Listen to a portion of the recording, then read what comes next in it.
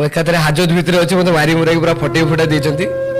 ଏତେ ପ୍ରେମ କରିଛି ମୁଁ, ଏତେ ଘାଟିଛି ଏ ଜିନିଷରେ, ମୋ ମନ ଭର୍ତ୍ତି ହେଇଛି ପ୍ରେମରେ, ବୁଝିପାରୁଛ ନା? ତ ମାନେ ଆଉ ସେକେଣ୍ଡ ଲଭ୍ କରିବା ମତେ ଦରକାର। କିନ୍ତୁ ଏଇ ଜର୍ଣ୍ଣିରେ ମୁଁ ବହୁତ କିଛି ଶିଖିଲି, କିଏ ମୋ ନିଜର କିଏ ମୋ ପର, ଆଉ କେହି ମାନେ ମୋ ସାଙ୍ଗରେ କୋଉ ଜିନିଷ ପାଇଁ କଣ ପାଇଁ ମିଶୁଛନ୍ତି, କେହି ମାନେ ଅସଲି ମୋ ନିଜର। ମତେ ଏ ଜର୍ଣ୍ଣି ବହୁତ କିଛି ଶିଖେଇ ଦେଇଛି, ଆଉ ଆହୁରି ବହୁତ କିଛି ଶିଖିବା ବାକି ଅଛି। ଇଏ ତ କିଛି ନୁହେଁ, ଆମେ ଆହୁରି ଆଗକୁ ଯିବା। କଷ୍ଟ ମାନେ ବହୁତ କିଛି ଜିନିଷ, ସେ ସବୁ ଲମ୍ବା କାହାଣୀ, ତାକୁ ପଛରେ କେବେ ଡେସ୍କ୍ରାଇବ କରିବି। ଦେଖ, ଧୋକା ଖାଇଲା ପରେ କେବେ ବି ଯେ ଝିଅକୁ ବି ତମେ ଭଲ ପାଉଥିବ ନା, ସେ ତମକୁ ଛାଡି ଗଲା ପରେ କେବେ ବି ରିଭେଞ୍ଜ ନବନି। ରିଭେଞ୍ଜ ମାନେ ଆଜିକାଲି କଣ କରୁଛନ୍ତି, ଯେ ଝିଅ ଛାଡିଦେଲା ତାର କିଛି ପ୍ରାଇଭେଟ ଫଟୋ କି କିଛି ବି ଥିବ ନା, ସେ ତାକୁ ନେଇକି ବ୍ଲାକମେଲ କରୁଛନ୍ତି, ତୋର ଏଟା ମୁଁ ଭାଇରାଲ କରିଦେବି, ଏମିତି କରିଦେବି।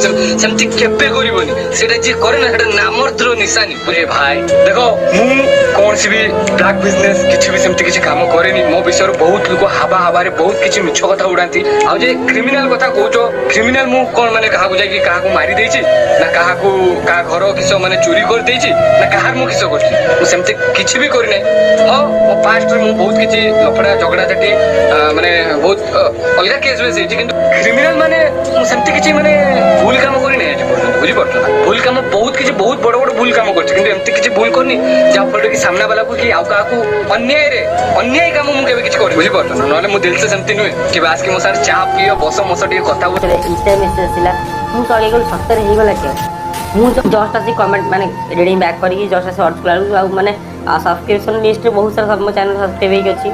ତ ମୁଁ ସର୍ଚ୍ଚ କଲେ ଆସିଲାନି, ବ୍ଲଗ ଚ୍ୟାନେଲ ଆସିଲା, ଫିଲ୍ଟର କରି ଦେଖିଲି ଫିର୍ ବି ଆସିଲାନି। ଏଇ ଚ୍ୟାନେଲ ମୋବାଇଲରେ ଦେଖିଲି, ପାଇଲିନି, ବୁଝିପାରୁଛ? 3-4 ଜଣଙ୍କୁ ଏମିତି ଫୋନ କଲି, ଫାଇନାଲି ମାନେ ଚ୍ୟାନେଲ ନାହିଁ, ଆଉ ଡିଲେଟ୍ ହେଇଯାଇଛି ବୋଧେ ନୁହଁ, ହେଇଯାଇଛି, ବୁଝିପାରୁଛ? ମାନେ ସମଥିଙ୍ଗ ଏରର ଦେଖାଉଛି, ହେଲା, ଜମା ବି ଶୋ କରୁନି ଉଦିତ ଭାଇର ଚ୍ୟାନେଲ। ତ ଫାଇନାଲି ହେଟର୍ସ ମାନେ ଯାହା ଚାହୁଁଥିଲ ତମର ହେଇଗଲା ନା, ଏଇ ଚ୍ୟାନେଲ ଭାଇର ଡିଲେଟ୍ କରିଦେଲ ଲାଗି ପଡ଼ିକି।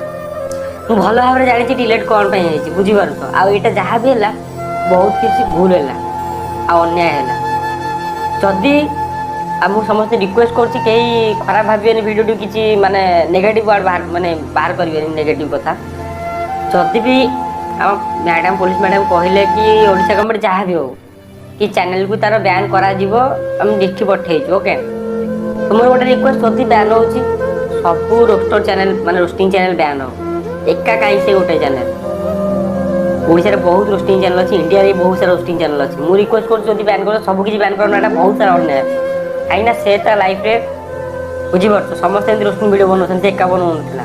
ଯୋଉଟା କେସ୍ ହେଇଛି, ଯଦି ସେ କରିଛି ସେମିତି ତ ସେ ଦଣ୍ଡ ପାଇବ, ଯଦି ନ କରିଛି ସେମିତି କିଛି ରିପୋର୍ଟ ବି ଏପର୍ଯ୍ୟନ୍ତ ଆସିନି।